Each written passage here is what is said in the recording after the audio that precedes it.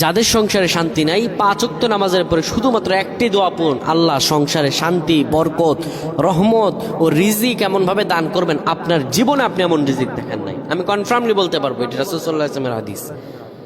রাসূল সাল্লাল্লাহু আলাইহি ওয়াসাল্লামের হাদিস, নবীজি এই দোয়াটি পড়তেন, কোনো দিনও এই দোয়াটি ছেড়ে দিতেন না আল্লাহ নবী সাল্লাল্লাহু আলাইহি ওয়াসাল্লাম। আপনারা করেন না আমলগুলো, শুধু হায় হতাশ করেন। প্রিয় ভাইরা আমার, আমলগুলো আপনারা শোনার পরে শেয়ার করে দিবেন, জানিয়ে দিবেন সবাইকে। এই যুবকেরা, তোমরা এগুলো ফেসবুকে দেখলে শেয়ার করে দিবে, এগুলো মানুষের কাছে পৌঁছায় দিবা।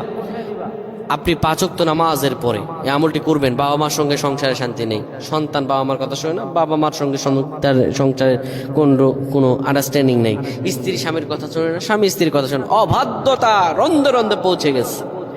আল্লাহ নবী বিশ্বনবী মুহাম্মদ রাসূলুল্লাহ বলেন, তোমরা যখন নামাজ শেষ করবা, নামাজ শেষ করার পরে আস্তাগফিরুল্লাহ 3 বার, আল্লাহু আকবার 3 বার, এরপরে তোমরা পড়ো শান্তির দোয়া, আল্লাহুম্মা আনতাস সালাম ওয়া মিনকাস সালাম তাবারাকতা ইয়া যাল জালালি ওয়াল ইকরাম।